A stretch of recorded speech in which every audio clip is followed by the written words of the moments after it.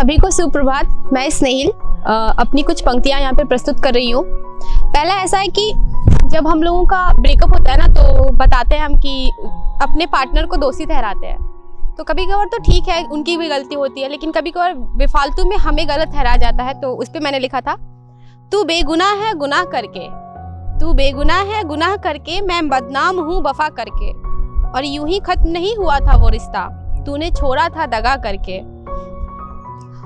और तुझे माफ तो कर दूं मैं, और तुझे माफ तो कर दूं मैं, पर बता मैं अपना हाले दिल किसे दिखाऊं। तुझे माफ तो कर दूं मैं, पर बता मैं अपने हाले दिल किसे दिखाऊं, कि कौन है मेरा अपना जिसके सामने रोऊं।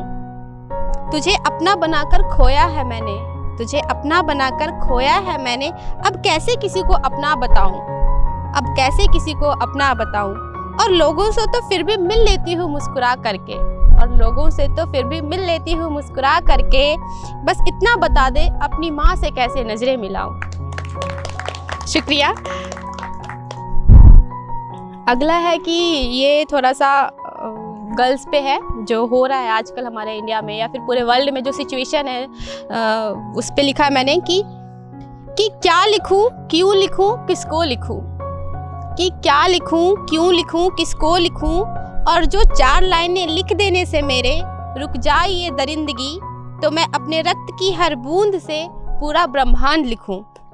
और जो 4 लाइनें लिख देने से मेरे रुक जाए ये दरिंदगी, तो मैं अपने रक्त की हर बूंद से पूरा ब्रह्मांड लिखूं।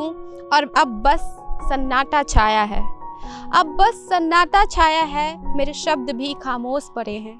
थक चुके हैं ये चिल्ला चिल्ला कर, कि थक चुके हैं ये चिल्ला चिल्ला कर, हैवानियत के खिलाफ गुहार लगाकर। कुछ नहीं बचा अब, कोई बेटी कोई बहू नहीं बची अब, रिश्वत स्त्रीत्व ही मर गया। माँ की ममता बेजान पड़ी है, बहन का हृदय पाषाण बन गया। दर्द से चिल्लाते चिल्लाते सबके गले सूज गए हैं। अब समाज में औरतें नहीं बची, उनके रूप में सिर्फ जिंदा लाशें हैं, जिसे मर्द रूपी हैवान अपनी भूख मिटाते हैं। कोई रिश्ता नहीं बचा अब, हो जाते हैं सभी रिश्ते शर्मसार। ये लाइन गौर कीजिएगा कि हो जाते हैं सभी रिश्ते शर्मसार, जब एक नन्ही सी बच्ची का चाचा ही होता है उसका गुनहगार। बेजान हो जाता है वो भाई, बेजान हो जाता है वो भाई, जिसके दोस्तों ने उसी की बहन से अपनी भूख मिठाई। मर जाता है एक बाप उस वक्त, कि मर जाता है एक बाप उस वक्त, जिस बेटी को इज्जत बताकर शान से पगड़ी लगाया करता था, जब सड़क पर पड़ी उसी अधनंग बेटी को ढकने के लिए अपनी पगड़ी उतारता है। और माँ तो सिर्फ शब्द बनकर रह गई है, क्योंकि दरिंदगी की आग में ममता भी जलाई जाती है। तो अब बताओ मुझे कोई, क्या कहूँ किसको कहूँ क्यों कहूँ, बचा कौन है जो सुनेगा। शुक्रिया।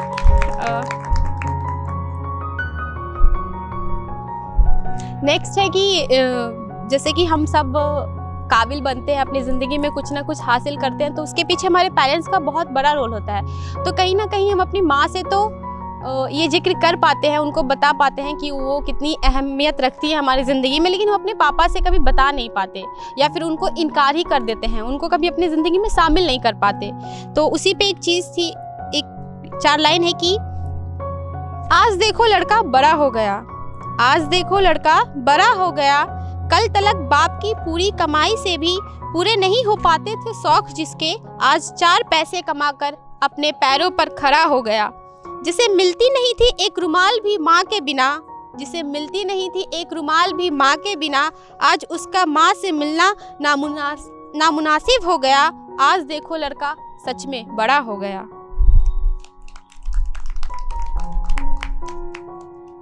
शुक्रिया। आगे की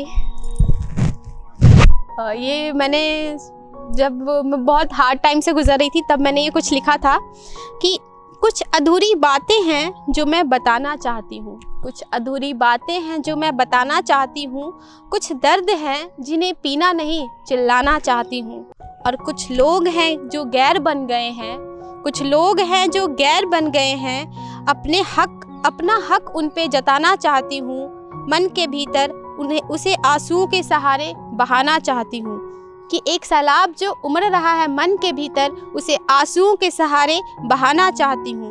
और अब बस थक चुकी हूँ झूठी हंसी जताकर, अब बस थक चुकी हूँ झूठी हंसी जताकर, सच का मुस्कुराना चाहती हूँ। और इन सब के बीच गौर कीजिएगा कि इन सब के बीच जिसे खो दिया है मैंने, मैं उस स्नेह को वापस पाना चाहती हूँ। शुक्रिया, थैंक यू।